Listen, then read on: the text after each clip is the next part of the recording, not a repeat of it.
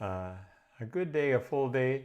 My wife Karen had surgery, so that was yesterday, and today was taking care of her and trying to get everything else done too. And so this is a late night devotion. And as we look at the call of Isaiah, there are so many things to consider. I'm just going to look at that throne room scene, and we're going to look at, in particular, the angels that are mentioned. And a good reason to talk about that is that the angels in the Bible are very different than the modern day popular conception of, you know, very fluffy, soft, gentle creatures, right? So you have the seraphim and the cherubim here that are mentioned in the call of Isaiah, as Isaiah is in this heavenly throne room scene that is mirrored in the tabernacle of Israel and temple. And even to an extent, what we have in worship is a reflection of this throne room scene as well. So, what about the cherubim? Well, the cherubim were the angels that on the Ark of the Covenant, there were two cherubim, and they had their wings, stretched over the Ark of the Covenant.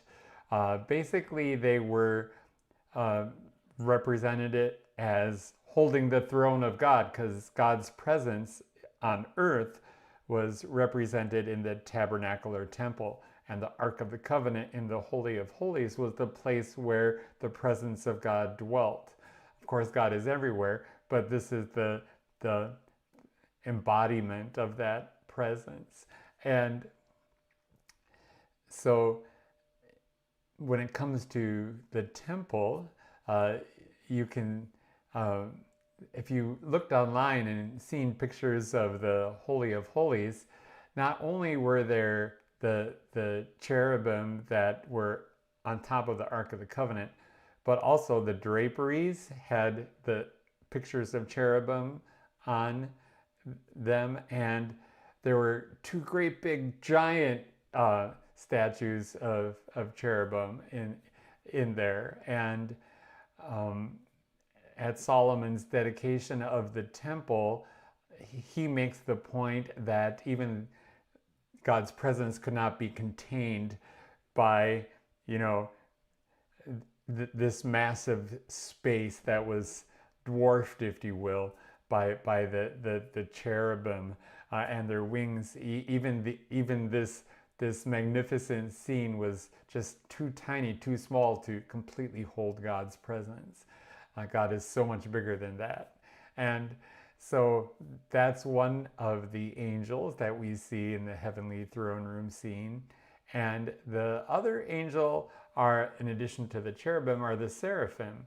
Now, these angels are quite interesting because in Hebrew, the noun and verb have slightly different meanings. So the noun, seraph, has to do with fire, and uh, the, the, the verb has to do with a serpent. So you have something that is reminiscent, although we don't know if it's connected to the fiery serpent in the wilderness wanderings, but you have an idea that these are not the gentle creatures that are depicted when angels are in artwork today.